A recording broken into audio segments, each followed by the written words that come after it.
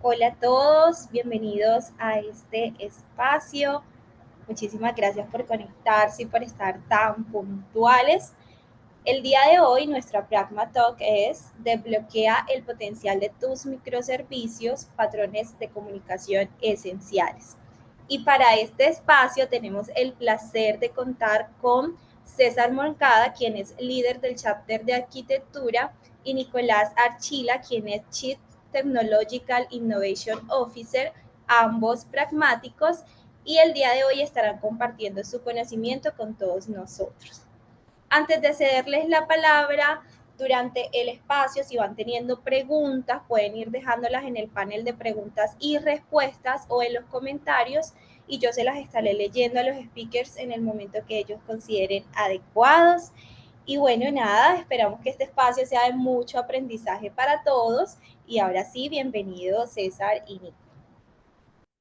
Gracias, Geraldine. Bueno, hoy vamos a conversar de unos puntos muy importantes cuando trabajamos con arquitecturas que son orientadas a microservicios o utilizamos microservicios como parte del estilo arquitectónico o como uno de los estilos que más se usa hoy en día en arquitecturas desacopladas, ¿sí? Y distribuidas. Entonces hoy vamos a hablar principalmente solamente de los patrones de comunicación. Estos patrones de comunicación nos van a permitir, primero, cómo llegar hacia los microservicios, cómo es que los consumimos, cómo llegamos hacia ellos y los llamamos, y también cómo se comunican entre ellos. ¿Listo? Vamos a ver unos patrones que son esencialmente usados hoy en día de forma muy recurrente. ¿Listo? Entonces empecemos, ¿qué vamos a ver hoy? En el contenido que tenemos para la charla de hoy, tenemos primero unos principios y desafíos de microservicios o del estilo de arquitectura de microservicios. Acá les vamos a mostrar algunos de los principios y desafíos más importantes que tenemos con este estilo de arquitectura y luego vamos a entrar ya a mirar los patrones de comunicación. Vamos a ver uno muy conocido y que es la puerta de entrada o API Gateway, el otro que es la invocación de procedimiento remoto RPI o el otro que es Backend for Frontend o BFF, el otro es mensajería y por último vamos a ver uno que es un poco más complejo, que es Event Driver. Listo, entonces comencemos. Primero, miremos qué es la arquitectura de microservicios y acá traigo una cita, ¿sí? De Martin Fowler, el cual dice, la arquitectura de microservicios es un estilo que desarrolla, o es un estilo de desarrollo que organiza una aplicación en servicios pequeños, autónomos, cada uno con una función muy específica, en el cual ellos se comunican mediante interfaces y mecanismos muy ligeros. ¿Listo? Esto permite, primero, flexibilidad, segundo, escalabilidad y un despliegue independiente de estos. Listo. Esto es, digamos, literal de Martin Fowler. ¿Y qué nos trae acá? Nos trae primero que todo tres palabras muy importantes cuando trabajamos con arquitecturas orientadas a microservicios y es, primero, la flexibilidad, segundo, la escalabilidad y tercero, la independencia. ¿Listo? Entonces, estos puntos son claves cuando estamos trabajando con estos estilos de arquitectura, tenerlos en cuenta si esto pesa en nuestra arquitectura, si yo necesito un sistema, una solución que sea flexible, escalable y adicionalmente tenga que desplegarlos independientemente o inclusive tenga células de trabajo, equipos de trabajo que trabajan cada uno en un microservicio, este es un buen patrón a usar o un buen estilo de arquitectura a usar.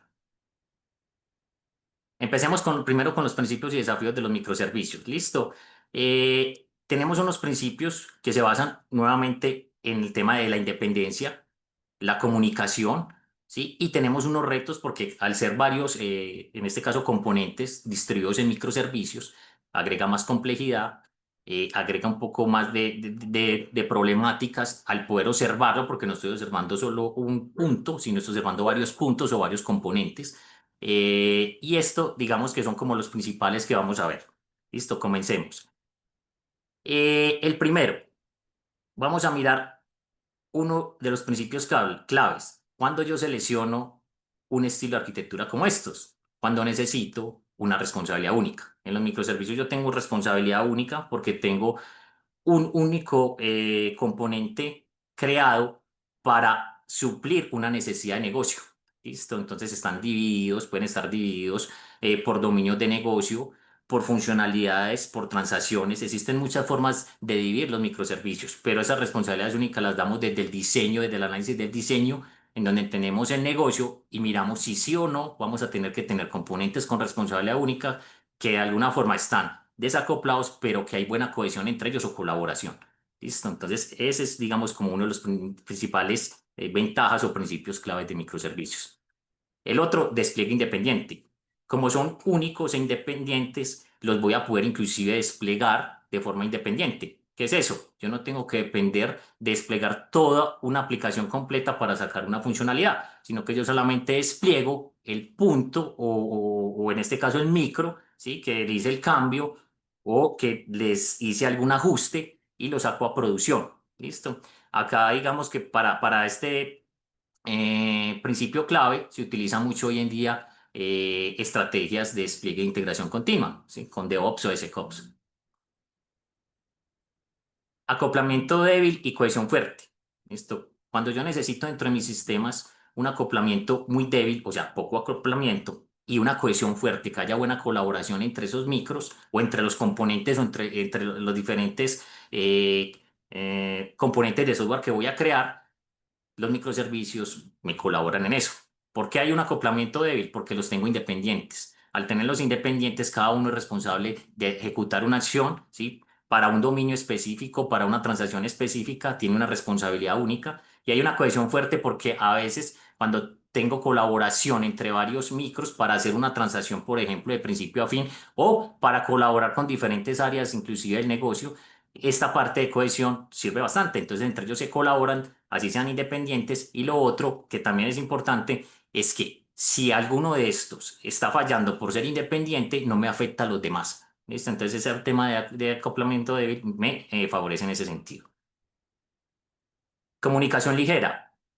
Al tener estos, digamos, micros separados, yo puedo tener la interacción entre los microservicios utilizando protocolos diferentes. ¿Listo? Entonces puedo utilizar un protocolo más ligero para una comunicación entre diferentes micros o puedo utilizar otro que sea inclusive, si los tengo dentro de una misma infraestructura, por red. Ahorita vamos a ver inclusive uno de los patrones que traigo que es el llamado remoto entre ellos. Entonces, ese digamos que sería una de las formas de hacer una comunicación ligera.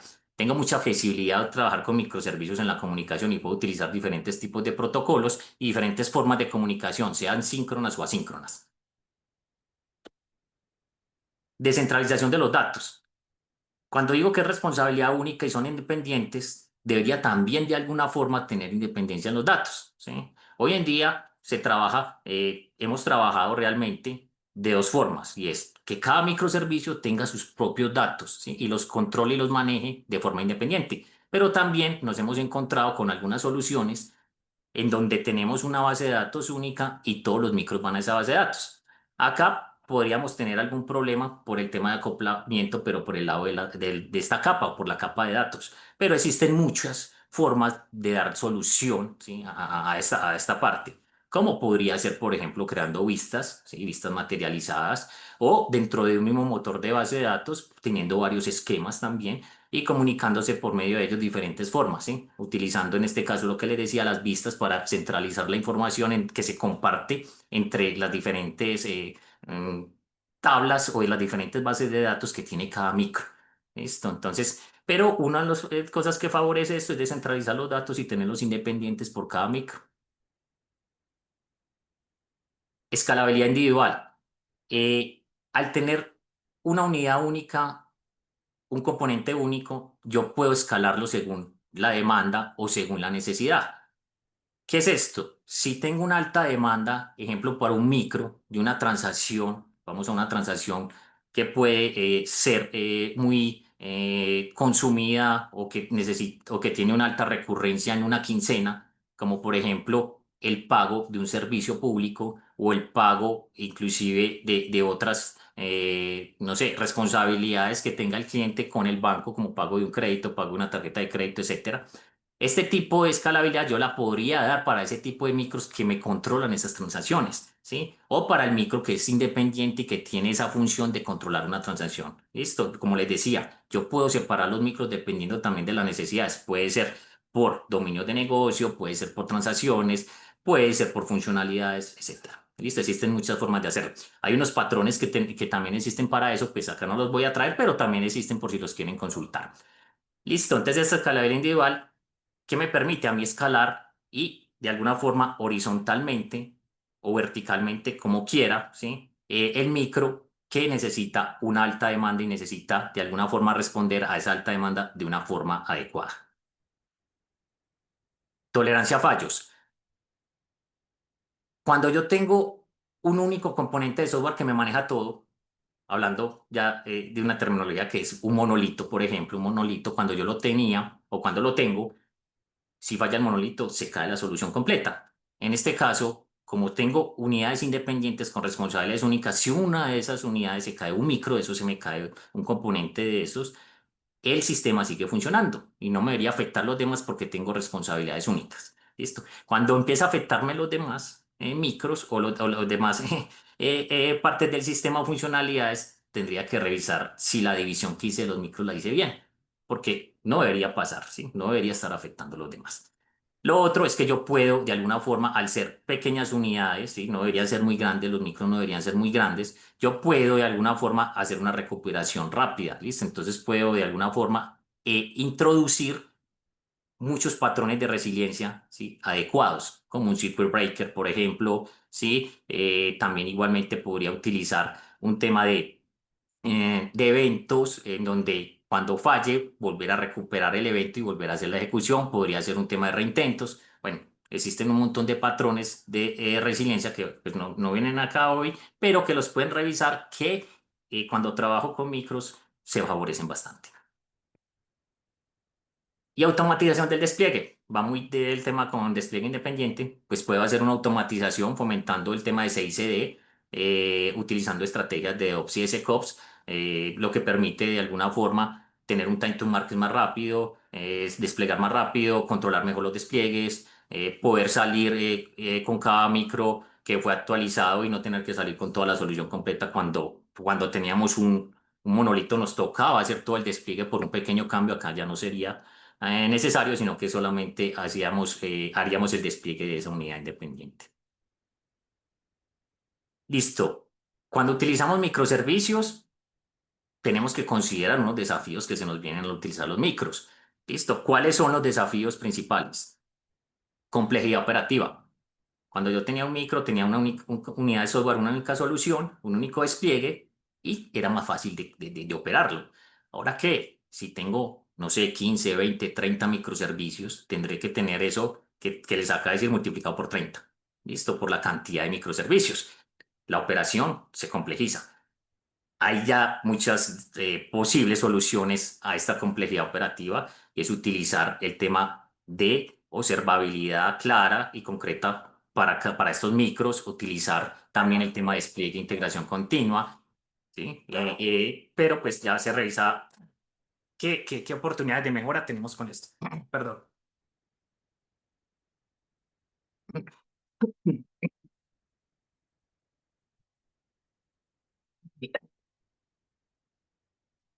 Qué pena.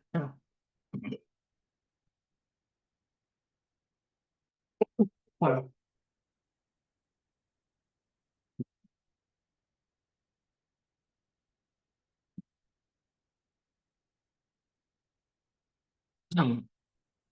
Disculpen, disculpen. Ay, es que me...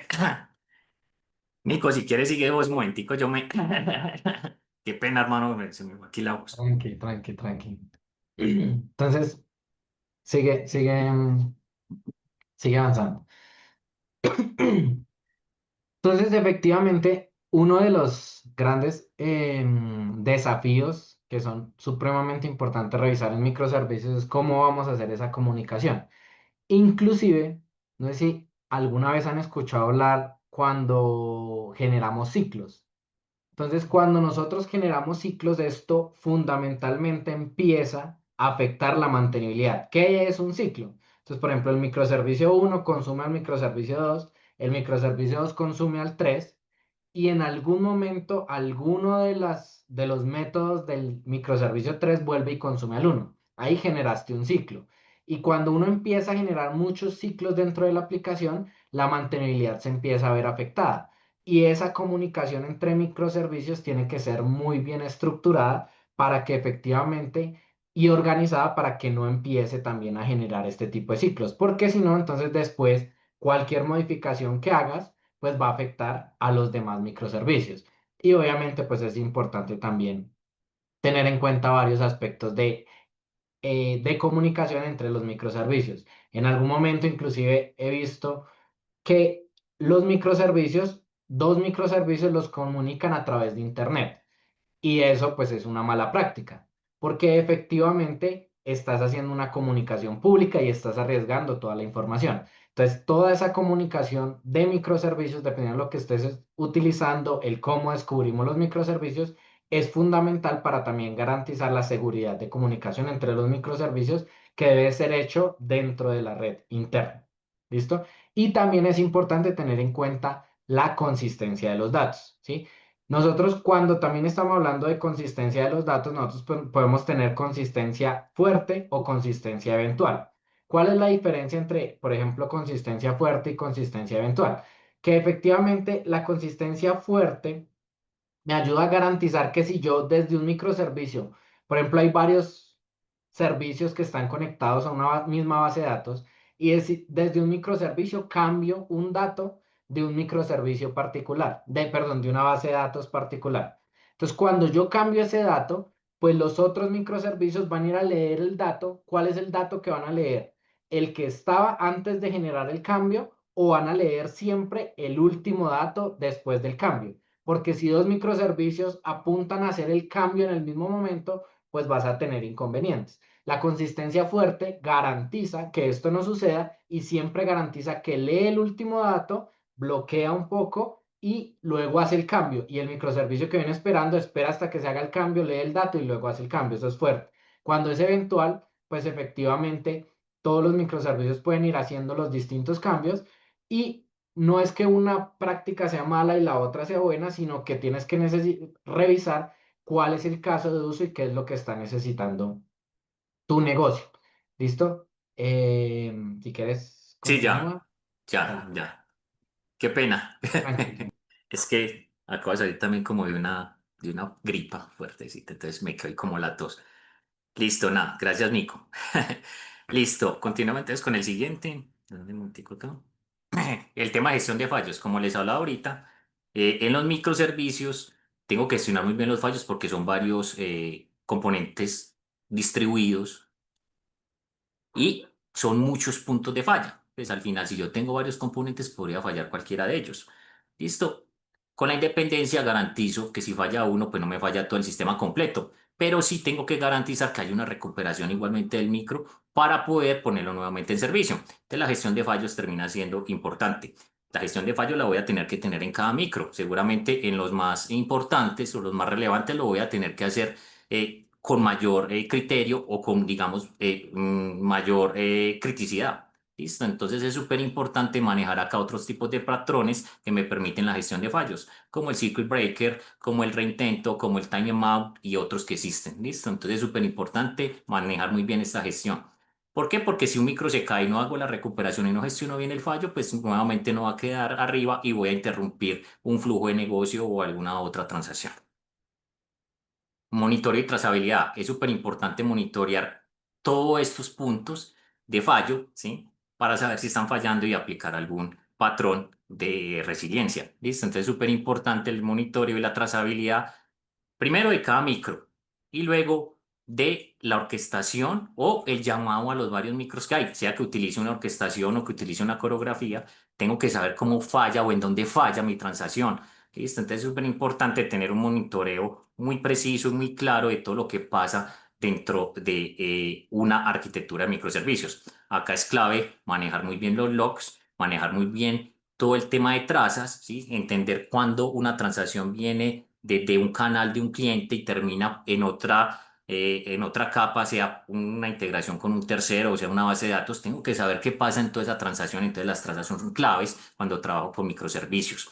Y lo otro, pues, es tener unas métricas claras para poder de alguna forma gestionar los fallos y poder hacer esa recuperación.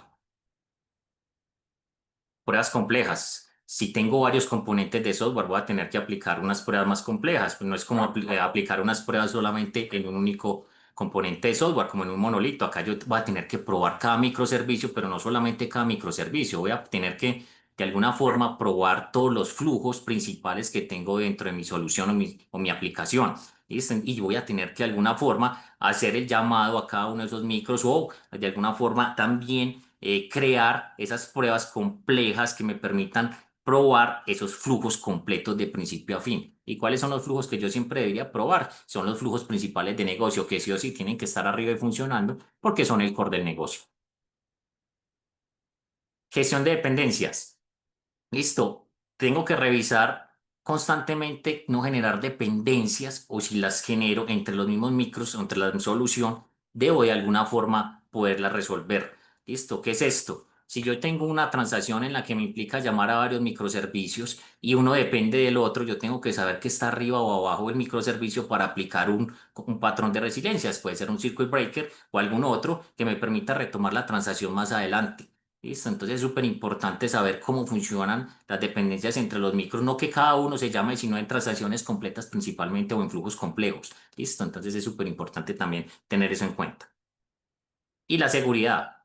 Cuando yo tengo un único componente de software, tengo un único punto por el que podrían vulnerarme o un único punto a controlar, sea por una autenticación, una autorización o por diferentes posibles ingresos a ese punto único. Pero cuando yo tengo microservicios, extiendo esa superficie de ataque. ¿Por qué? Porque voy a tener varios componentes de software.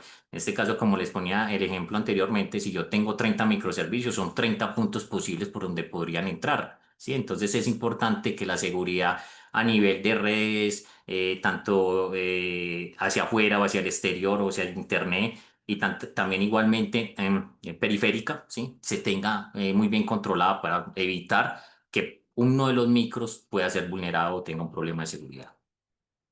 También el control de seguridad a nivel de el desarrollo, o sea, desarrollo seguro, bien verificado, con diferentes herramientas que me sirven para esto, es importante también tenerlo acá en cuenta. Ahora sí vamos a comenzar con los patrones de comunicación después de dar como un overview muy a alto nivel de la arquitectura de microservicios, ¿sí? Mirando los desafíos que teníamos, pero también esos principios claves que me ofrece este tipo de arquitectura. Listo, vamos a ver entonces los patrones. La comunicación entre microservicios es fundamental tanto para llegar a ellos como la comunicación entre ellos mismos para garantizar ese correcto funcionamiento de la aplicación. ¿Listo? La comunicación entre los microservicios hacia ellos se puede hacer de forma síncrona o asíncrona. Existen como las dos posibilidades. Y aquí vamos a ver algunos asíncronos, la mayoría, y otros síncronos. Listo, empecemos con el ingreso o la puerta de ingreso o la puerta de enlace o la API Gateway que me permite llegar a los microservicios. Esto lo vemos mucho cuando tenemos varios canales, ¿sí? Que están en Internet o de alguna forma acceden a nuestros microservicios por medio de unas APIs expuestas por una capa que es una API Gateway. Entonces puedo tener una aplicación web, una aplicación móvil o diferentes soluciones o sistemas que ingresan por esta capa a mis microservicios que están expuestos por medio de APIs. Entonces el API Gateway es el centralizador de esas APIs y me expone las interfaces para llegar a esos micros. Acá vemos el API Gateway, el cual tenemos como capa de entrada para los diferentes canales y tenemos diferentes microservicios. Listo, vamos a mirar los beneficios y desafíos. Vamos nuevamente a tener esta charla. Entonces empecemos. Primero los beneficios y es que me permite el API Gateway una unificación única de ingreso, ¿sí? O sea, ingreso por esa única parte y es simple para los clientes que consumen. En este caso puede ser una aplicación móvil, una aplicación web o cualquier cliente que necesite entrar a consumir algo de los micros, cualquier sistema, pues lo va a hacer por medio de esta capa. Entonces ahí tengo una unificación de los ingresos a los microservicios. Gestiono en un único punto la seguridad, ¿sí? Y las políticas de seguridad. Los que han trabajado con API Gateway pueden dar fe de que yo en este punto puedo manejar dos alternativas de seguridad, ¿sí? O dos tácticas de seguridad que son la autenticación y la autorización. Esto, cuando un cliente me consume, yo puedo utilizar un patrón como OAuth 2 o algún otro, ¿sí? Que me permita verificar si el cliente que me está consumiendo es válido y con eso le genero un token que me permite después hacer una autorización y todo eso yo lo puedo manejar y controlar mediante esta capa. Listo, desde un único punto y no tengo que hacer más desarrollos, no tendría que controlarlo en las otras capas interiores, como en una capa de backend, en una capa de microservicios, sino que de esta capa lo podría hacer. Puedo hacer transformación de información o de datos, ¿sí? Me llegan unos datos desde el consumo del cliente, yo los puedo transformar, me pueden llegar, no sé, bajo un consumo, bajo un protocolo REST y bajo JSON. Y lo podría, no sé, y el micro recibe solamente XML, podría hacer la transformación mediante esta capa y pasarle, en este caso, al microservicio la consulta que necesita. Y de vuelta podría hacer lo mismo. Puedo recibir un XML, perdón, hacerle la transformación y volver un JSON como tal de respuesta al cliente. Entonces, me permite de alguna forma manejar diferentes tipos de protocolos, hacer combinación de protocolos y hacer una transformación de los datos en caso de que sea necesario. Me facilita el monitoreo y la observabilidad. ¿Por qué? Porque es un único punto de entrada. Yo puedo saber quiénes me están consumiendo, qué clientes me están consumiendo, ¿sí? Puedo tener un control de ese consumo, puedo de alguna forma observar qué es lo que está pasando con esos consumos, qué respuestas estoy dando, si estoy dando errores, errores pues controlados, HTTP como un 500, un 400.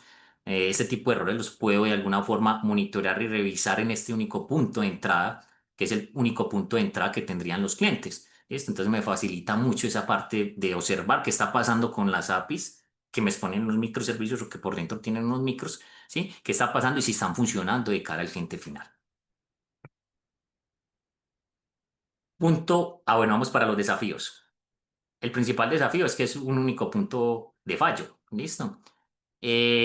Cuando yo utilizo algunas API gateways que yo soy el mismo que instalo una aplicación de estas, ¿sí? Hago el mantenimiento, la administración de esta capa de entrada, pues si se cae ese servicio, queda por fuera toda la solución. Entonces no podrían los clientes entrar y consumir los microservicios.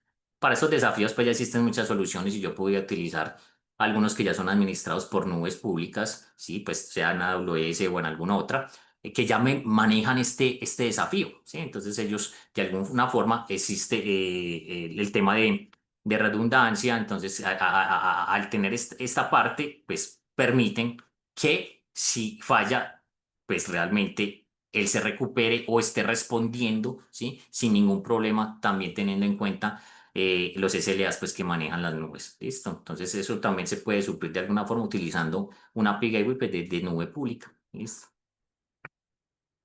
Latencia adicional es una capa adicional. Siempre que colocamos en cualquier solución o sistema una capa, siempre va a haber latencia.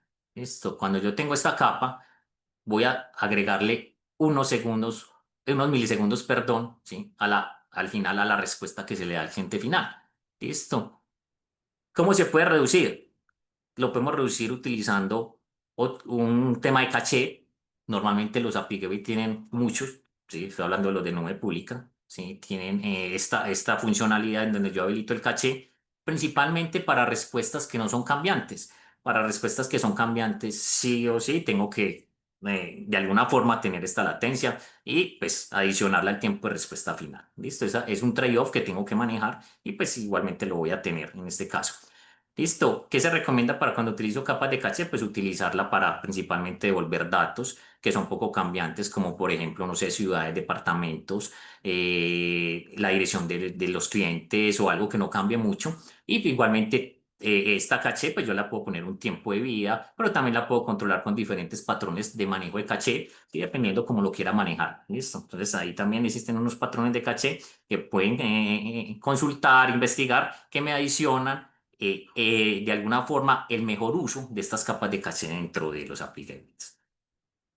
Gestión de la escalabilidad. Listo. Lo que les decía, si yo trabajo con no sé, utilizo un software, un open source, que me ofrece esta funcionalidad de capa de entrada a API Gateway y la instalo, o de alguna forma yo soy el que la administro y la instalo, pues voy a tener un tema de escalabilidad. ¿Para qué? Para poder soportar la alta carga o los altos flujos que tenga o o la alta recurrencia. ¿Listo? Entonces, ¿Qué pasa? ¿Cómo gestiono este desafío? Vuelvo otra vez. En las nubes públicas el tema de la escalabilidad está soportado. Ellos manejan también igualmente un tema de tantas peticiones o TPS o peticiones por segundo. Entonces ahí yo puedo jugar con eso y de alguna forma estoy reduciendo este desafío. ¿Listo? Entonces la recomendación, ojalá utilizar más bien API Gateways de nube, ¿sí? Que ya tienen controlado todo esto. Complejidad operativa de mantenimiento. Igual, cuando trabajo, como les decía ahorita, teniendo la instalación de la capa y administrándola, pues la complejidad operativa igualmente también se recarga. Cuando utilizo nube pública, pues hay una responsabilidad compartida en donde pues la parte operativa es principalmente en la configuración de la capa de entrada, ¿sí? El tema, digamos, de adicionar nuevas APIs y si ese tipo de configuraciones sería la responsabilidad del lado del cliente, pero del lado de la nube pública está todo el tema operativo y es garantizar la escalabilidad, garantizar que esté funcionando, garantizar que esté arriba, etcétera. ¿Listo? Entonces, de ahí digamos que al utilizar esta parte, la complejidad operativa rebaja. ¿Listo? Igualmente el mantenimiento.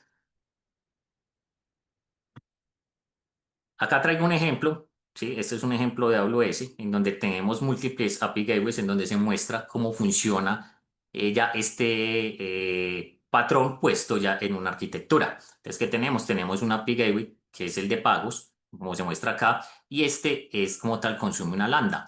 La lambda puede utilizar diferentes rutas, ¿sí? Dependiendo también de una lógica que pueda tener interiormente, y puede llamar a una API Gateway que me maneja toda en este caso la lambda de clientes, o otra que me maneja todo el tema de ventas, otra todo el tema de comunicaciones. ¿Listo? Entonces acá tengo una combinación inclusive de llamados entre varios API gateways. ¿Listo?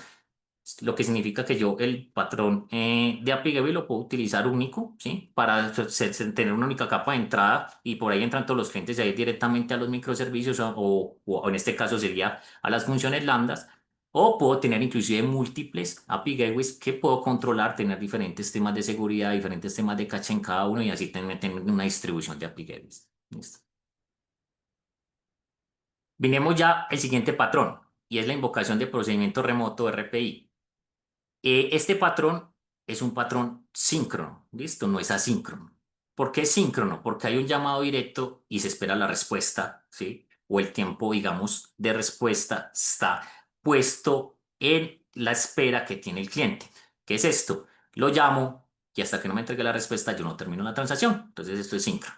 ¿Listo? ¿Qué tengo? Tengo del lado del cliente una lógica de negocio, la cual me llama por medio de RPI, un llamado de procedimiento remoto a otro microservicio y este hace lo que tiene que hacer y me devuelve una respuesta como tal al servicio de cliente. ¿Listo? Es eso principalmente. Existen diferentes protocolos para hacer esta comunicación y ahorita se los voy a mostrar.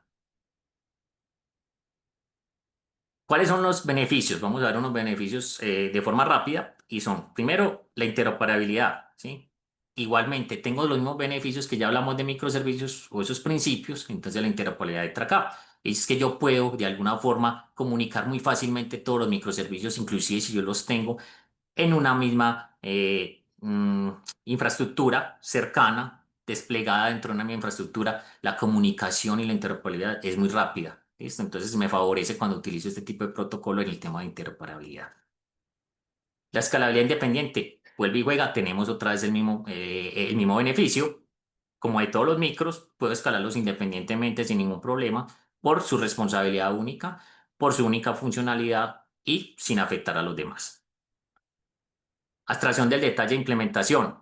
Igual, puedo de alguna forma abstraer esta parte del micro, ¿sí? De una forma independiente, inclusive podría cada uno comunicarse de forma diferente. Y es yo expongo de alguna forma una interfaz para que se comuniquen conmigo, pero yo también puedo comunicar con los otros con diferentes interfaces. Ahorita cuando miremos los protocolos, vamos a mirar que tenemos diferentes protocolos para manejar el tema de RPI y cada uno podría exponerse con un protocolo diferente, pero también consumir a otros micros con otros protocolos. Reusabilidad de servicios, igual, eso es uno de los principios, sí, reusar esos servicios que yo expongo, pues está acá, entonces yo puedo de alguna forma diseñar esos microservicios utilizando esas interfaces de remotas ¿sí? Para ser utilizado por múltiples aplicaciones o componentes. De esa forma yo también optimizo el desarrollo y el mantenimiento de estos microservicios. Desafíos. Tengo latencia de red. ¿Por qué? Pues es un llamado remoto, ¿sí? Puede ser que la red falle. ¿Listo? Si falla, pues puedo tener ahí un problema y es que no se puede completar en este caso la transacción. Si yo necesito llamar de un servicio a un servicio B y falla, como es una comunicación síncrona, tengo acá un problema. ¿Listo? Tengo que saber manejarlo. Y la latencia también entra acá, es una comunicación como tal síncrona. Fallos distribuidos. Cuando tengo fallos distribuidos, la comunicación remota puede fallar debido a problemas como desconexiones de red, ¿sí? Entonces, nuevamente el tema de red entra acá. Tiempos de espera, ¿sí? Cuando se queda esperando mucho tiempo porque el otro responda, ¿sí? Entonces también puedo tener de alguna forma ese tipo de fallo. También de alguna forma puedo tener caídas del servicio remoto, o sea, se cae el servicio y entonces, ¿qué pasa? Falla ese servicio y los otros al no poderlo consumir, de alguna forma pueden fallar, ¿sí? O hacen fallar la transacción completa, ¿sí? Entonces ahí este tema de fallos es un poco más complejo de manejar al tener esta comunicación síncrona. Ahorita con Nico, pues les va a mostrar un poco comunicaciones asíncronas que estos fallos ya se pueden controlar de mejor forma. Complejidad en el monitoreo y depuración. Volvemos nuevamente en la parte de que son varios componentes en el cual identificar los problemas en una llamada de un micro a otro puede ser muy complejo pues debido a la naturaleza de la comunicación y de los servicios. La posibilidad, digamos, de encontrar el problema, ¿sí? Es difícil. Por eso el desafío nuevamente de una observabilidad bien hecha al tener este tipo de micros también igual y si es una comunicación síncrona más todavía, ¿sí? Encontrar el problema a veces puede ser difícil, inclusive recuperar alguna transacción puede ser inclusive más complejo. Entonces este tema de monitoreo y depuración es algo que hay que revisar y tener en cuenta a la hora de implementar llamados remotos entre microservicios. Sobrecargan la serialización y deserialización. ¿Qué es esto? Cuando yo hago la comunicación entre los mismos microservicios, se transmite una información de un servicio al otro, ¿sí? De una forma serializada y se tiene que deserializar en el otro micro, ¿sí? Esta sobrecarga, cuando hay muchos llamados, pues me agrega más tiempo a la hora de la comunicación. Entonces es un desafío que se tiene cuando yo tengo muchos microservicios y todos se comunican mediante RPI, pues voy a tener este tipo de problemas cuando hay una alta transaccionalidad. ¿Cuáles protocolos se utilizan hoy en día para la comunicación remota? Pues traigo dos principales.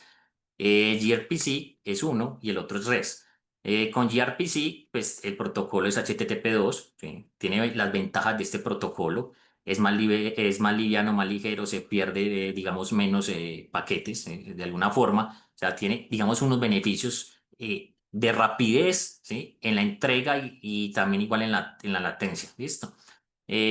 Utiliza serialización de datos con protocolo buffers, entonces es más eficiente. Llamadas bidireccionales permite hacer llamadas de ambas partes, ¿sí? O sea, digamos, hay una llamada de un lado a otro y hay una llamada bidireccional en la respuesta, entonces se puede hacer, entonces es súper bueno porque va sobre el protocolo igualmente HTTP2. Transmisión en tiempo real, funciona muy rápido, la transmisión es prácticamente en tiempo real. Compatibilidad con idiomas, pues amplía mucho la compatibilidad, es muy amplio, digamos, con diferentes lenguajes de programación. ¿Sí? O sea, hoy en día ya encontramos muchos SDKs que permiten utilizar gRPC. El rendimiento es más rápido y la simplicidad es un poco más complejo, pero pues con todos los otros beneficios, pues yo creo que de alguna forma compensa el que sea un poco más complejo de implementar. Con REST, pues si tenemos un protocolo HTTP, podemos serializar los datos con JSON o XML, no hay llamadas bidireccionales, la transmisión en tiempo real no es tan real, listo, hay más latencia. Compatibilidad con idiomas igual, sí, ese sí, tenemos con todos los lenguajes de programación prácticamente podemos utilizar REST también. Es un poco más lento porque va sobre protocolo igualmente HTTP, no utiliza protocolo buffers ni HTTP2 como lo hace gRPC. Y en la simplicidad sí es más simple de implementar y en este caso llevarlo pues a una arquitectura de micros. Vamos a mirar acá un ejemplo ya, como para que me entiendan todo lo que les he hablado acerca de este protocolo, de esta comunicación, perdón, remota.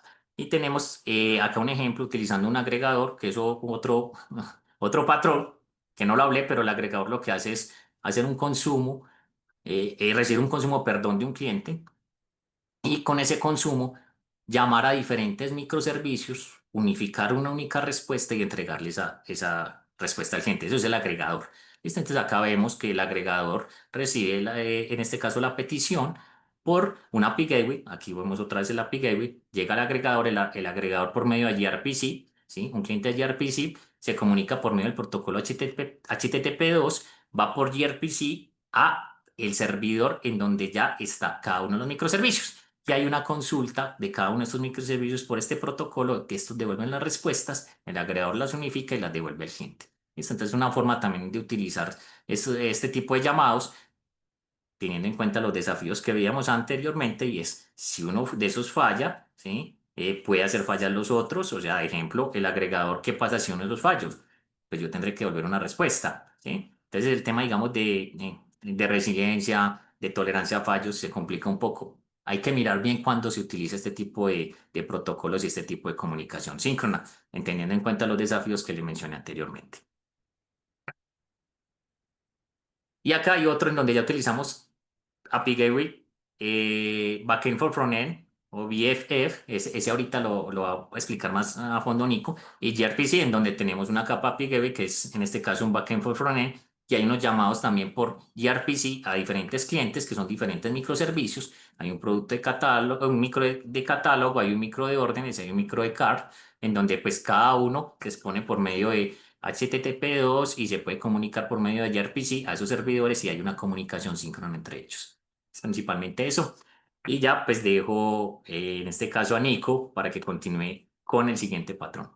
Gracias, Gitar. Si quieres, déjame a ver si ya Dale, si logro quieres, compartir. dale de una.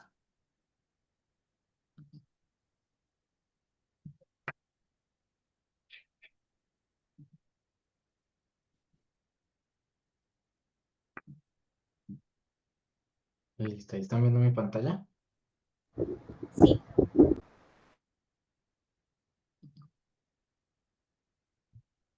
Sí, Cecita, ahí se ve. sí, ahí la vemos. Sí, de una. Gracias.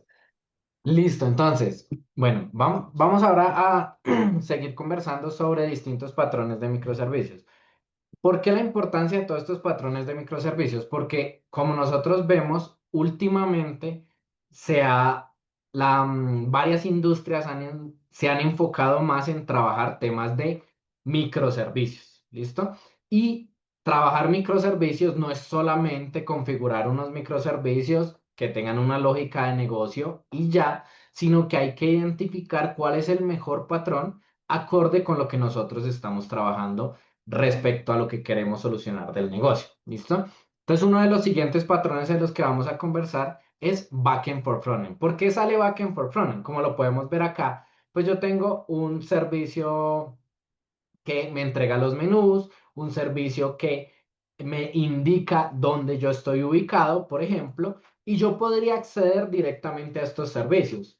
Pero Backend for Frontend me permite entregar una mejor experiencia al usuario final. ¿Dónde fue creado Backend for Frontend? Backend for Frontend no se adjudica fundamentalmente a una persona que sea la que haya creado este tipo de patrón, pero sí, en el 2015, cuando Sam Newman saca el libro de Building Microservices, efectivamente, Sam Newman habla mucho a partir de Backend for Frontend y cómo a partir de los Backend for Frontend yo puedo mejorar la experiencia del cliente. Como en este caso, yo puedo crear un Backend for Frontend que entrega la información de acuerdo con lo que necesita la web.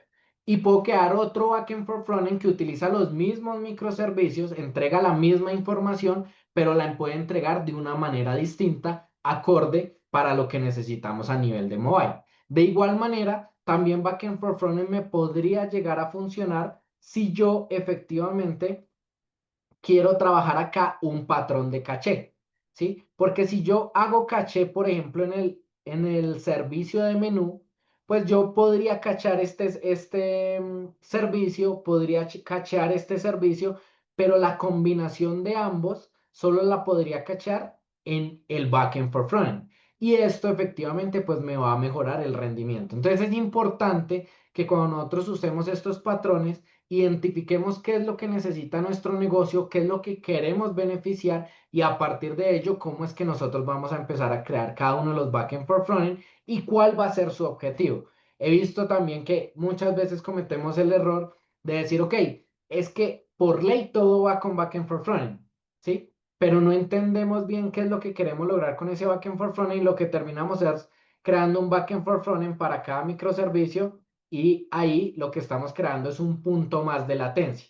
Estamos afectando la latencia y no estamos dando ningún beneficio adicional. Inclusive estamos afectando la mantenibilidad porque cualquier cambio, ahora tengo que modificar el backend for frontend, tengo que modificar el microservicio. Entonces es importante que cuando creemos backend for frontend entendamos cuál es el beneficio, qué es lo que queremos consolidar, qué es lo que queremos mejorar respecto a la experiencia del cliente y cómo vamos a medir eso en este patrón de backend for frontend.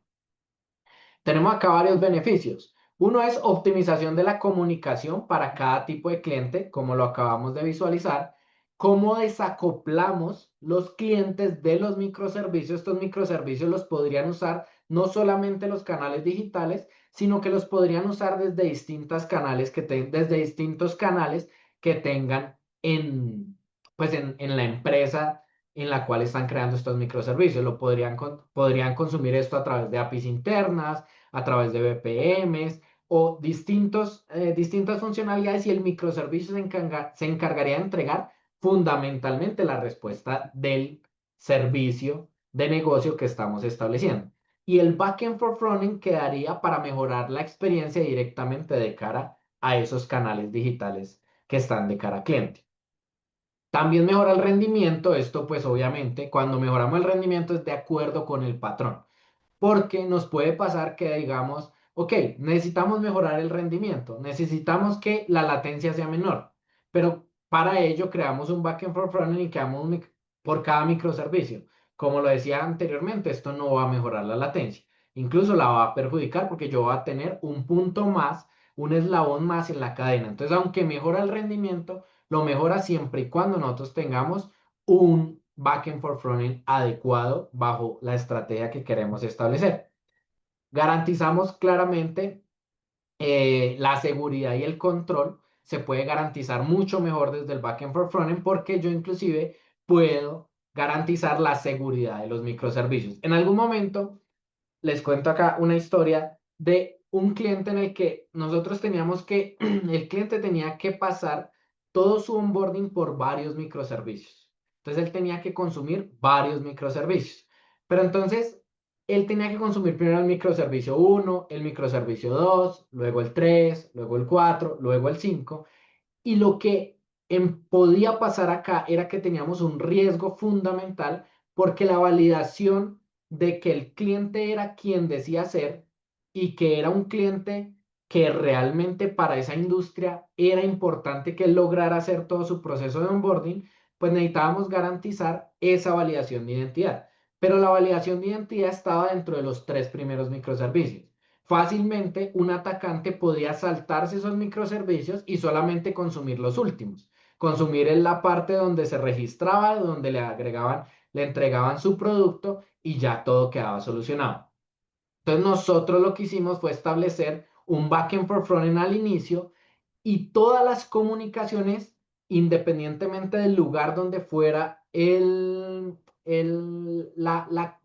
donde estuviera el cliente, siempre iba a llegar a un backend for frontend que era capaz de ir y revisar si esa comunicación del cliente en ese punto donde él estaba pidiendo su tarjeta de crédito ya había pasado por una validación de identidad. Y si esa validación de identidad correspondía a la misma sesión y al mismo usuario que estaba haciendo su solicitud de crédito y si había pasado todas las validaciones correspondientes. En este caso, el backend for frontend fue muy útil para garantizar la seguridad. Sin este backend for frontend, garantizar la seguridad de este caso particular hubiera tenido un reto mayor o inclusive hubiera quedado con un riesgo muy alto para el onboarding de este tipo de productos en este cliente. ¿Cuáles son los desafíos cuando nosotros trabajamos con backend for frontend? La, la complejidad en la infraestructura claramente es mayor. Tenemos que identificar cómo vamos a establecer la infraestructura pues, de estos backend for frontend, cómo va a ser su comunicación con los microservicios. Tenemos que revisar que no hay, o sea, va a haber duplicación de lógica entre los backend for frontend, pero como les decía, que efectivamente los backend for frontend tengan sentido y no que empecemos a establecer un patrón en donde empezamos a duplicar toda la lógica sin tener en cuenta la mantenibilidad del sistema y la latencia del sistema. Entonces, tener en cuenta que no se nos vaya a duplicar mucho la lógica de los backend for frontend porque esto va a traer una complejidad mayor al producto. Tenemos que garantizar y revisar pues que al final no terminemos dependiendo totalmente de un solo backend for frontend para todo el producto, porque esto se podría volver un único punto de fallo y si este backend for frontend llega a sufrir algún daño, pues se nos va a afectar todo el producto y toda la cadena de microservicios. Entonces ahí nosotros normalmente distribuimos microservicios para garantizar mantenibilidad para que si un microservicio se ve afectado, los demás microservicios no se vayan a ver afectados y puedan continuar operando. Entonces yo cuando establezco backend for frontend puedo unir varios microservicios, pero que estén dentro de un mismo flujo de trabajo. Si yo uno varios microservicios de distintos flujos de trabajo, pues casi que es como si yo estuviera estableciendo un monolito para acceder a los microservicios. Entonces, si mi monolito se ve afectado, pues voy a afectar todo el producto y el foco fundamental de los microservicios se pierde. Entonces es importante tener en cuenta este reto cuando estén haciendo arquitecturas de backend for frontend. Y finalmente, desafíos de escalabilidad. Como les mencionaba, pues al ser un único punto de fallo, tengo que garantizar la escalabilidad de ese backend for frontend, porque si no, mis microservicios pueden estar funcionando muy bien, pero el backend for frontend va a generar una afectación a todo el sistema. Perdón. Listo. Entonces, un ejemplo de varias arquitecturas que podríamos establecer para backend for front. Entonces, por ejemplo, este usuario que vemos acá podría hacer un consumo a través de un API REST, como lo había explicado César previamente, ¿cierto? Y ese API REST podría llegar directamente a unas tablas, por ejemplo, que podrían estar en Dynamo, o podría llegar a una lambda si necesito hacer alguna operación adicional, y esta lambda podría llegar directamente a estas tablas en Dynamo. ¿Por qué en este caso se llama backend for frontend y es interesante? Porque efectivamente yo por acá tengo unos microservicios que van a trabajar con un esquema de eventos que ya lo vamos a explicar y son microservicios que finalmente van a entregarle una información a un backend for frontend. Este backend for frontend hace la transformación que necesita el cliente final y entrega toda la información a las tablas de Dynamo. De esta manera, el API REST va y consume en estas tablas de Dynamo la información que ya necesita y ya va a entregar en una latencia mucho menor y con una información mucho más refinada lo que realmente necesita el usuario. Si yo no tuviera este backend for frontend, seguramente este microservicio inclusive puede que no sea uno, pueden que sean dos, tres, cuatro. Entonces yo tendría que entrar acá y orquestar en tiempo real todos estos microservicios y esto me afectaría en gran medida la latencia. Al tener este backend for frontend, pues todos los microservicios van llegando acá, este backend for frontend va entregando la información en la base dejando lista acá y yo puedo acceder a esta información en una sola consulta, ¿sí? Y con un tiempo muy bueno, inclusive en milisegundos o microsegundos, dependiendo cómo genere acá la configuración.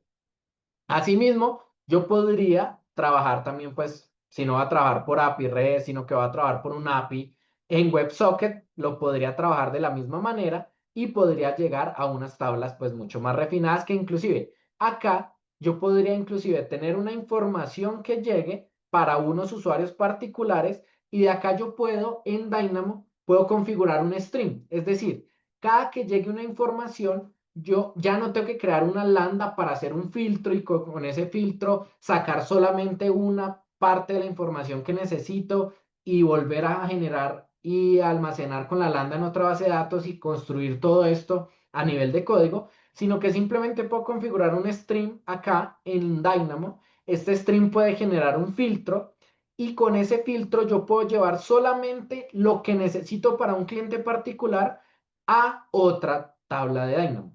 Y este cliente accedería a esta información con ese filtro particular y podría acceder mucho más rápido. Entonces miren que de acá, de estos microservicios, que probablemente son varios, yo podría generar respuestas muy rápidas para este usuario final con esta arquitectura que estoy estableciendo.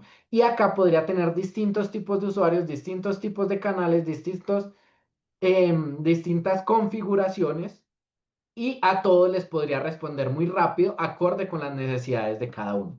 Ese es uno de los objetivos del patrón backend for front. Pero por eso es tan importante entrar a entender cómo debemos trabajar las arquitecturas. ¿Listo? Hay otro patrón messaging. Este patrón messaging data principalmente pues, del libro de mecanismos de integración y del libro de Enterprise Pattern Integration de Gregor Hopf. Y efectivamente lo que busca es cómo un mecanismo de integración puede ser a través de mensajería. Y entonces cuando trabajamos con mensajería, logramos desacoplamiento entre microservicios, entre los servicios, mejora la resiliencia y la tolerancia a fallos, porque si el sistema falla, en un esquema síncrono, si el sistema falla, todo el sistema se va a ver afectado y el frontend no va a lograr terminar su petición. Al hacerlo en un esquema de mensajería, yo podría establecer temas asíncronos, puedo enviar el mensaje y aunque el sistema esté caído, ese mensaje lo puedo mantener para posteriormente, cuando el sistema ya nuevamente esté activo, poder seguir procesando los mensajes que tengo pendientes. Tiene una escalabilidad natural y por supuesto, pues puede soportar la comunicación asíncrona. ¿Qué desafíos tiene? Complejidad adicional en la gestión, garantía de entregas. El monitoreo, por supuesto, es un poco más complejo y tiene posibles problemas de latencia y congestión, porque pues efectivamente yo no voy a esperar todas las respuestas, sino que normalmente esto se usa de tal manera que el usuario entrega el mensaje, el usuario ya el sistema le dice que ya recibimos el mensaje, que puede seguir trabajando en otras funcionalidades y posteriormente vamos a procesar ese mensaje, le garantizamos que será procesado y se le enviará la notificación correspondiente. ¿Listo? Ese patrón de messaging, pues trabaja muy bien, por ejemplo, cuando nosotros estamos trabajando con Event Driven Architecture, con arquitecturas orientadas a eventos, porque efectivamente a través de los mensajes yo puedo establecer eventos y puedo establecer un sistema que funciona a partir de eventos. Es decir, cada que un evento se produzca, puede enviar un mensaje y a partir de que llega ese mensaje, se pueden producir otros eventos que van a garantizar la ejecución del producto. Entonces, ya vamos culminando. Pero imagínense la siguiente historia. Imagínense que yo voy a tener que reservar un hotel, un carro, ¿cierto? Y unos tiquetes para el paseo que voy a ir a llevar que voy a llevar a mi familia. Entonces, cuando yo estoy orquestando, yo puedo, efectivamente puedo ir y solicitar los tiquetes. Luego puedo reservar el carro. Luego puedo reservar el hotel. Y si alguno de los tres me falla, el cliente lo que me dice es, pues, si alguno de los tres me falla, no me haga la reserva, porque yo necesito o los tres o ninguno. En este caso, cuando yo estoy orquestando y de manera síncrona, pues efectivamente el sistema queda pendiente y en algún fallo él mismo puede retroceder en ese mismo instante de la petición. Cuando nosotros trabajamos de manera asíncrona, lo que le decimos al cliente es, tranquilo, yo me encargo de garantizar su hotel, su avión y me encargo de garantizar sus tiquetes. Como estamos trabajando de manera síncrona y por eventos, entonces tiene que haber un evento que active los tiquetes. Cuando los tiquetes estén activos, salta un evento que activa el carro. Y cuando el carro esté activo, salta un evento que activa el hotel. ¿Qué sucede? Si algo llega a fallar y yo debo devolverme, ya no es tan sencillo como devolverme en un patrón de orquestación, sino que ahora debo devolverme por compensación. Tengo que volver a establecer un esquema de eventos que garantice que todo estaba en su estado normal. Porque acuérdense que en este caso el criterio es o acepto todo o no acepto nada. Entonces, ¿qué beneficios tiene? Tiene desacoplamiento. Yo podría hacer configuraciones en uno de los eventos y todo el resto del sistema no se debería haber afectado si él, por ejemplo, quiere agregar un evento, si ya de pronto dice, ah, no, lo que yo quiero garantizar es que en el último evento, después de reservar el carro, ahora vamos a reservar un sitio turístico. Puedo agregar eso y el resto del sistema no se va a ver afectado porque está desacoplado. Esas son las ventajas que tengo a nivel de mantenibilidad. Pero si lo hiciera en el nivel de orquestación, si agregara esto, yo tendría que volver a modificar el sistema y podría afectar algo de la configuración anterior. Entonces es importante tener en cuenta esto. Beneficios, tengo escalabilidad, tengo resiliencia y tengo flexibilidad para añadir funcionalidades como les venía contando. ¿Qué desafíos? La complejidad en la gestión de eventos o en la compensación, depuración y monitoreo, porque ahora tengo, pues, entre más desacoplado está el sistema, tengo más puntos que debo tener en cuenta en el monitoreo para generar una trazabilidad end-to-end que me permita identificar qué es lo que realmente está pasando en el end-to-end del proceso. Tengo consistencia eventual, que ya lo he explicado la diferencia entre consistencia eventual y consistente, y claramente requiero una mayor administración de la infraestructura. Este es un ejemplo de, acá tengo unos productores, tengo unos eventos y tengo unos consumidores. Esto lo podría hacer con SQS, SNS, con Kafka, con EventBridge. Es importante identificar qué es lo que yo más necesito. Si necesito, por ejemplo, una gran cantidad de peticiones durante un pequeño lapso de tiempo, ¿sí? Seguramente Kafka es una gran opción, ¿sí? Y MSK es muy bueno porque me administra gran parte de las configuraciones que yo tengo que manejar en Kafka, entonces es mucho más fácil de llevar a cabo. Si de pronto no necesito tantos eventos, perdón, no tengo tantos requests en un mismo lapso de segundos, pues efectivamente SQS es una muy buena opción. Pero acá, por ejemplo, no sé si sabían, pero cuando uno configura SQS, muchas veces decimos, listo, ya quedó configurado, ya estamos listos. Pero SQS por defecto se configura con short polling. Y short polling es mucho más costoso que long polling y long polling funciona mucho mejor. Entonces es importante siempre también entender qué es lo que nosotros queremos con nuestro sistema y hacer las configuraciones adecuadas para llevar a cabo nuestro sistema. Acá les voy a contar otra historia que también nos pasó en algún momento y ya con esta vamos culminando. Y fue que efectivamente teníamos un sistema en el que nosotros empezábamos a entregar todos los mensajes a la cola SQS.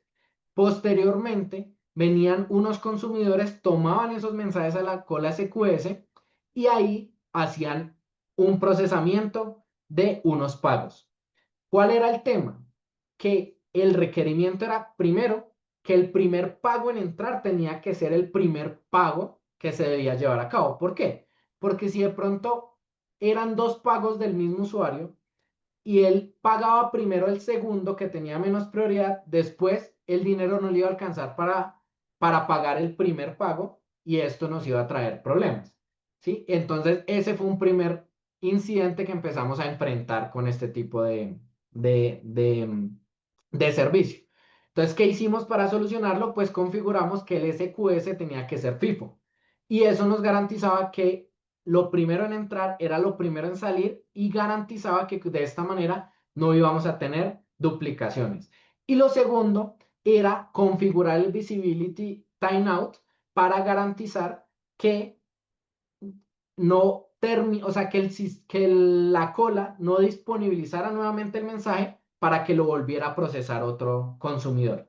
Y de esta manera lográbamos garantizar que efectivamente el visibility timeout era más alto y no se iba a llevar a cabo un doble procesamiento de estos mensajes. Entonces miren que aunque SQS era la solución correcta, realmente teníamos que configurarlo de la manera que era porque ya hemos escogido el patrón correcto, el servicio correcto, pero si no lo configurábamos de la manera correcta, íbamos a tener incidentes que nos iban a afectar la reputación del negocio, de la empresa y efectivamente iba a generar una mala experiencia en el usuario final. Este es otro ejemplo, pues con EventBridge podemos establecer el event por defecto directamente a los servicios de AWS, a cuando tenemos apps personalizadas o cuando trabajamos con partners. Y podemos también establecerles distintos tipos de reglas para garantizar una mejor efectividad en el Event Driven Architecture. Esto es parte de lo que les queríamos comentar. Estos son varios patrones que podemos usar cuando trabajamos con microservicios, como lo mencionaba.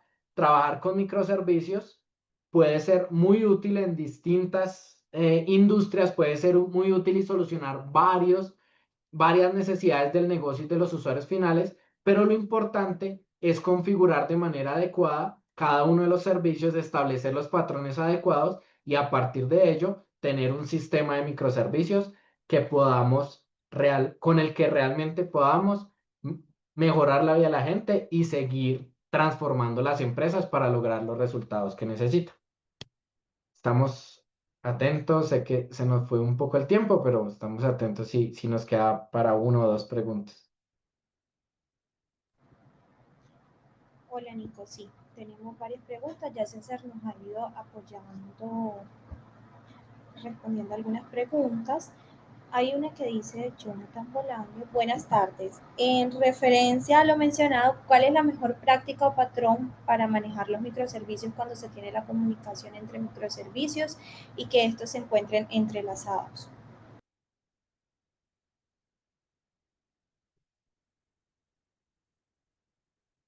Gerald, estoy buscando la pregunta, o me la puedes repetir, Es, porfa? está en el panel de preguntas y respuestas, Nico. Listo. Si quieres, me la repites y la respondemos otra Sí. vez. En referencia a lo mencionado, ¿cuál es la mejor práctica o patrón para manejar los microservicios cuando se tiene la comunicación entre microservicios y que estos se encuentren entrelazados? ¿Cuál es la mejor práctica cuando tenemos microservicios y que los microservicios se encuentren entrelazados? De comunicación, pues yo creería que Nico ahí siempre digamos, la relevancia o la alta prioridad cuando yo tengo, digamos, muchos servicios en los que tengo que comunicarme, es lo que entiendo en la pregunta. Al final yo diría, o sea, un patrón asíncrono, usar un patrón asíncrono diría yo que es la recomendación. No sé vos qué opinas, pero no debería utilizar patrones Sí, síncronos. Y yo estoy tratando de eventos, entender eso, no estoy sé. tratando de entender bien la pregunta para dar la respuesta correcta, pero es que depende. O sea, si yo tengo muchos microservicios en mi sistema, y los microservicios están entrelazados, pues por ejemplo, una recomendación es que garantices que no hayan ciclos dentro de tus microservicios, porque uno de los objetivos de los microservicios es garantizar la mantenibilidad. Y si tienes muchos microservicios entrelazados, lo que uno termina haciendo es lo que llamamos en software una bola de barro. ¿Sí? Y una bola de barro es una mala práctica en donde hay muchos ciclos dentro de nuestros microservicios y cuando yo toco un microservicio afecto a otros de manera indirecta sin darme cuenta.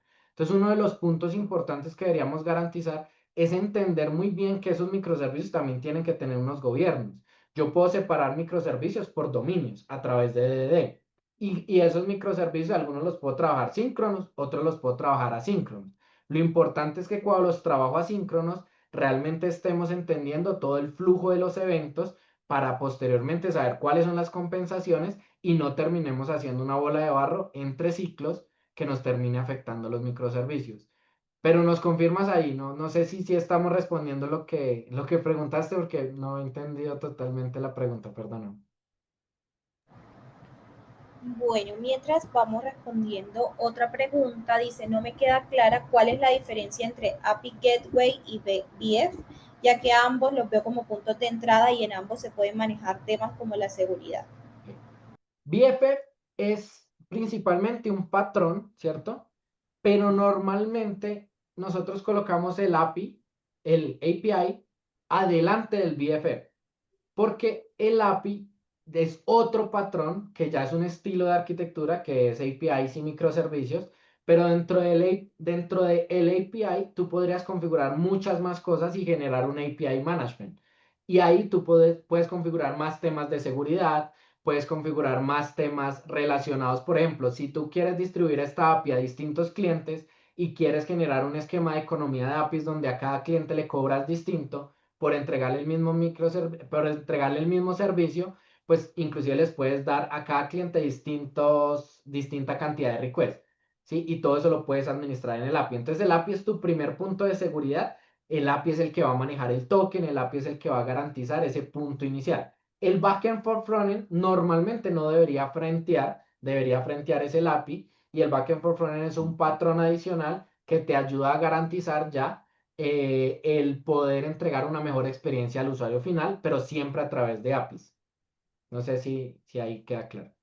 Y como para complementar un poquito lo que dice Nico, eso se ve mucho, por ejemplo, en cuando necesitamos tener varios canales en donde cada canal de alguna forma tiene una experiencia diferente y una comunicación diferente, en donde pues, cuando yo estoy comunicando hacia, por ejemplo, un canal mobile, una aplicación mobile, normalmente tengo que manejar una lógica inclusive hasta diferente para entregar unos datos diferentes o más simplificados o inclusive agregarlos o de alguna forma unirlos y entregar una respuesta propia y correspondiente para el canal mobile. Y puede ser otro para el canal web. Entonces, el backend for frontend, tengo un backend for frontend web y uno mobile, y cada uno va a tener una lógica de respuesta diferente y va a agregar la información o de alguna forma la va a enriquecer o la va a reducir dependiendo del canal. Entonces, también ese tipo de ventajas de cara al cliente final o a la experiencia del usuario también se ven con ese patrón. ¿Listo? Por acá me Vale. quedan algunas Voy a preguntas. aprovechar ahí en el mismo chat. Les voy a enviar un artículo. Si quieres, porfa, Gerald, ayúdame a enviárselo a todos. Es un artículo donde explicamos cuáles son las mejores prácticas para trabajar la economía de APIs. Y ahí profundizamos un poquito más sobre el tema de APIs. Entonces, pues, chévere también si lees ese artículo y te va a aclarar también varios conceptos. Perfecto, muchas gracias, Nico. Bueno, por acá quedan otras preguntas. Dice, ¿cómo establecer los límites entre las funcionalidades de un VF y un microservicio orquestador? ¿Y cuáles son las características claves de cada uno? Listo. Dependiendo lo que busques y lo que quieras. ¿Listo? Como te decía, pues en el caso del onboarding, nosotros lo que buscábamos era algo que nos lograra orquestar la seguridad. En el caso del ejemplo que te mostré, donde estaba el API, los WebSockets y se procesaba desde el otro evento, lo que buscábamos ahí era que si yo hubiera tenido que llegar directamente a los microservicios, tenía que orquestar más o menos 5 microservicios en ese caso. Y al orquestar esos 5 microservicios, la latencia era muy, muy alta al usuario final y lo que él tenía era una experiencia que le quedaba ahí todo cargando. Entonces nos inventamos este patrón, pues no nos inventamos el patrón, nos inventamos esta estrategia para usar este patrón, y con esto ya dejábamos disponible a cada usuario y a cada canal lo que realmente necesitaba. Él solo hacía una petición y la respuesta le llegaba en milisegundos. Entonces el usuario pasó de esperar 20 segundos, 10 segundos mientras le cargaba un sistema a algo que le entregaba muy rápido la respuesta que necesitaba en milisegundos o microsegundos. Entonces, en ese caso, pues tiene una estrategia y puedes usar. Mira que en el primer caso usabas era un backend for frontend que lo que buscaba era seguridad, entonces todos los APIs entraban al backend, el backend orquestaba los microservicios y entregaba una respuesta final. Mejoré la seguridad, pero afecté la latencia. En el segundo caso, lo que buscábamos finalmente era la latencia. Entonces, lo que hicimos fue un esquema orientado a Event Driven Architecture. Entregamos toda la información a un Dynamo y con eso, ya de una manera mucho más importante, entregamos la latencia. Siempre va a haber un trade-off. ¿Qué sacrificábamos ahí? La mantenibilidad. Si teníamos que hacer un cambio, pues teníamos más componentes que debíamos modificar, pero finalmente logramos satisfacer la latencia, que era lo primordial en ese caso. Entonces, dependiendo lo que tú necesites y lo que quieras lograr de cara al cliente, puedes usar el mismo patrón, pero lo puedes configurar distinto para beneficiar lo que necesites, ya sea mantenibilidad, latencia, seguridad, y siempre va a haber un trade-off. Siempre ten en cuenta cuando hay algo que uno dice, esto no tiene trade-off, es porque no hemos encontrado el trade-off. El trade-off es ese atributo de calidad que siempre se sacrifica. Entonces, siempre vas a sacrificar alguno. La mejor solución depende del problema que estás enfrentando. ¿Listo? Cecitar, si quieres agregar algo. Ahí. Muchas Está bien, gracias. Nico, bien. Muchas gracias. Vamos a responder una última pregunta por temas de tiempo. La pregunta es, en AWS, si el API Gateway es el punto de entrada, ¿cómo se gobierna la comunicación de microservicios a través de APIs o se maneja con API Gateways privados? Listo. Depende. Depende. La frase más chévere, la palabra más chévere de los arquitectos es depende. Entonces, ¿qué queremos lograr? ¿Listo? Entonces, si lo que tú tienes es varios sistemas que están dentro de tu empresa, dentro de tu red, dentro de un ecosistema interno, ¿sí? Y lo que quieres es gobernar que no creen muchos servicios, sino que creen un solo servicio que entregue una funcionalidad específica y que todos lleguen a él, puedes establecer un API interno. Y con ese API interno vas a tener un mejor control, vas a tener un mejor manejo de interfaces y demás. ¿Listo? Ese es un tema que puedes trabajar. Si lo que quieres es exponerlo de cara al público, el API Gateway, inclusive hay distintos tipos de API Gateway. Puedes tener API Gateway con HTTP, puedes tener API Gateway con REST y puedes tener API Gateway con WebSocket. Entonces, por ejemplo, no, es que yo quiero es trabajar un protocolo gRPC. gRPC solo trabaja en el API Gateway con WebSocket. Entonces, por ahí puede trabajar. ¿Cuál es el punto importante acá? Entonces, te voy a contar otra historia real que nos pasó. Y era, nosotros teníamos un API Gateway con REST. ¿Qué hacíamos? Nosotros le agregábamos el WAF, ¿cierto? Que es el firewall que nos ayuda a garantizar la seguridad del sistema y le agregábamos el Shield Advance para ayudarnos a perfeccionar todo el tema de negación de servicio. Y todo eso lo agregábamos directamente en el API. Entonces ahí teníamos un API que nos garantizaba toda la parte de seguridad y el microservicio estaba sin problema, desacoplado, pues el API llegaba al microservicio, entregaba la información, pero la seguridad la manejaba el API. En algún momento tomamos la decisión de irnos hacia gRPC porque nos entregaba respuestas mucho más eficientes, mucho más rápidas, pero eso nos llevó a cambiar el tipo de API. ¿Cuál era el problema? Que en WebSocket en ese momento ese API de WebSocket no aceptaba ni WAF ni Shield.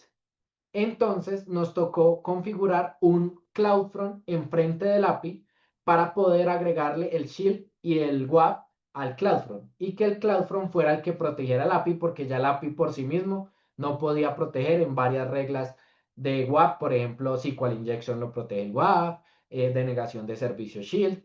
Entonces, depende la estructura que estés estableciendo y cómo lo quieras configurar, ahí es donde vas a verificar cómo vas a manejar esa seguridad. Por ejemplo, tú podrías conectar el API directamente a Cognito y a Amazon Cognito y manejar todo el esquema de autenticación allá.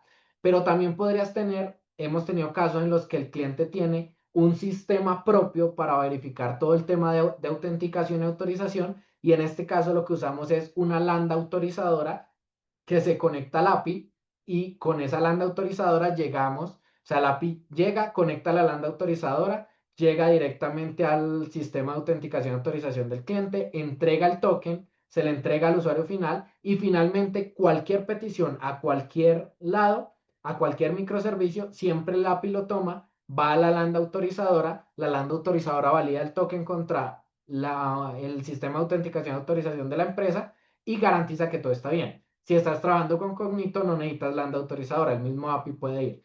Entonces tú puedes separar la seguridad del API y los microservicios, toda la seguridad queda en el API, pero en el API tienes muchas maneras de configurar dependiendo de las restricciones, las necesidades que tengas con respecto a todo este sistema que estás trabajando. ¿Listo? Por ejemplo, en algún momento, también otra historia muy rápida, estuvimos con un cliente que lo que hacía era que él quería evitar que ciertos clientes usaran más requests de los que tenían que usar. Entonces le configuró hicimos toda una estrategia de APIs para garantizar distinta cantidad de requests a cada cliente y a ese cliente le poníamos un límite. Y eso funcionaba bien porque el cliente llegaba a ese límite y no podía hacer más peticiones. ¿Qué pasó? Que eso es importante tenerlo en cuenta, porque en algún momento lo que funcionó para ese cliente, alguien lo quiso replicar a nivel general y lo que hizo fue generar un problema de denegación de servicios inclusive impuesto por nosotros mismos. Porque cuando le empezaba a negar la cantidad de peticiones a los clientes, pues bloqueaba a todos los clientes. Entonces, nuestro sistema quedaba por fuera. Entonces, hay que entender la necesidad y las configuraciones que vas a hacer y cuál es la necesidad de negocio. A partir de ello, saber las configuraciones adecuadas en el API. Pero API y microservicios es un gran estilo de arquitectura porque en el API manejas todo el gobierno y manejas toda la seguridad. Y los microservicios solamente se enfocan en entregar la lógica de negocio. Ahora, si quieres ir más allá, pues en el microservicio puedes crear una arquitectura cebolla, puedes crear una arquitectura hexagonal, ¿sí? E inclusive separar la lógica de negocio de la infraestructura. Por ejemplo, en la arquitectura hexagonal puedes separar la arquitectura de negocio de la aplicación, de la infraestructura y esto te va a dar una mayor mantenibilidad. Entonces también en el microservicio puedes hacer también configuraciones para siempre garantizar que la lógica de negocio esté totalmente externa al resto de infraestructura, aplicación y demás. Entonces, el API te ayuda a separar, te ayuda a gobernar, pero inclusive puedes hacer adicionales en el microservicio para garantizar este tipo de temas. Dale. Ahí nomás como por complementar lo que decía Nico, y ya era como también decía como cuál es como yo que utilizo, API público o privado, ¿sí? Dependiendo entonces, también depende mucho cuál es para qué lo necesitas. Pues si es una comunicación que va hacia afuera, hacia internet, pues el API es el público. Pues claro, con todos los temas de seguridad, autenticación, autorización, etcétera, que tengas que manejar. O si tiene que estar abierto, pues ya son decisiones también que se toman. Y pues privado, se utiliza principalmente privado cuando necesito hacer una comunicación de red, ¿sí? Dentro de los mismos microservicios o comunicarme inclusive con otros servicios de la misma nube, ¿sí? Hacer un llamado de un servicio a un micro por medio de una VPC o una red privada de nube, ¿sí? Se puede utilizar el privado. Entonces, dependiendo de eso, se utiliza uno o el otro, como para complementar un poquito lo que hablaste ahí, Nico. Gracias, Citar. No sé si hay otra pregunta. A nosotros nos encanta Yo todo lo estoy esto respondiendo mientras vos respondís. de una y estas preguntas están muy chéveres. Igual, pues también nos encuentran por LinkedIn, cualquier pregunta, cualquier conversación, pues estamos a su disposición. Y si hay otra pregunta por ahí, pues no hay problema, la podemos responder. A mí me encanta este tipo de conversaciones. Sí, sí, súper. Muy También aprendo interesante. mucho. No, muchísimas gracias, Nico, y muchísimas gracias, César, por este espacio tan valioso, por compartir su conocimiento. Tal como dice Nico, encuentran a Pragma y encuentran a cada uno de los ponentes del espacio a través de LinkedIn, cualquier duda, cualquier inquietud. Y la charla o este espacio será compartido, la grabación, a través de sus correos la próxima semana. Listo, muchísimas gracias por el Gracias. espacio. Gracias, Feliz hasta tarde.